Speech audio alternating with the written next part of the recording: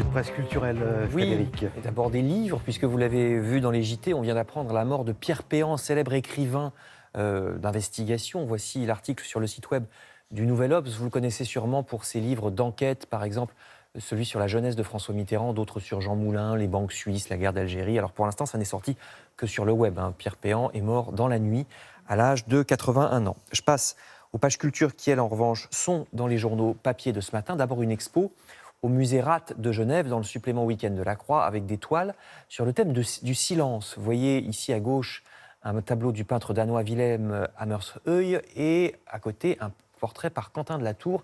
Il y a aussi des photos, des toiles contemporaines. C'est une expo intitulée Silence au pluriel. C'est jusqu'au 27 octobre à Genève et dans le supplément week-end de la Croix. Silence également des églises. Toujours dans ce même supplément, le journal publie une série d'été sur les églises modernes. Aujourd'hui, un édifice des années 50 construit sur le plateau d'Assy près de Chamonix. Alors en général, on n'aime pas le style 50.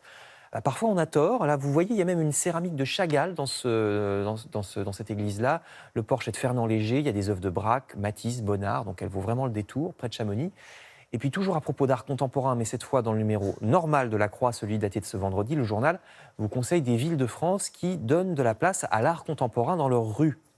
Alors, la photo, c'est Nantes, au début du mois. Le journal vous donne les horaires de visite, qu'il s'agisse de Nantes donc, ou du Havre, Bordeaux, d'Annecy, de Montpellier. En général, c'est que l'été, donc ne tardez pas, parce que certaines visites guidées s'arrêtent après-demain. Bon, d'autres, c'est le 20 août ou même fin septembre. Programme complet dans la Croix. Je vous parlais de silence, cette fois, on passe au secret. Le Figaro ou bien Le Parisien aujourd'hui en France nous vante les nuits secrètes d'Aulnoy-Aymeries. Alors, Aulnoy-Aymeries, c'est une petite ville du Nord. Les Nuits secrètes, c'est le nom du festival. Et ce festival s'apprête à accueillir 50 000 personnes pendant 3 jours, soit plus de 5 fois la population de la commune. Avec des concerts dans des lieux que les visiteurs découvrent au dernier moment. Ça peut être un cirque, un château, une église, par exemple. Et on découvre aussi au dernier moment le nom de l'artiste. Donc, c'est vraiment la surprise.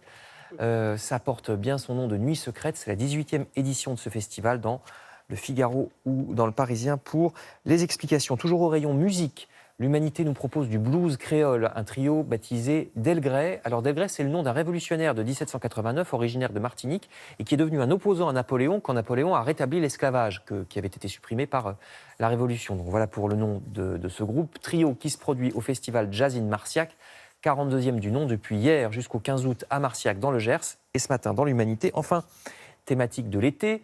Toujours, il s'agit là non pas d'un festival, mais de ce qu'on peut porter pendant un festival, les fameuses sandales Birkenstock, que vous aimez beaucoup, je crois, oui.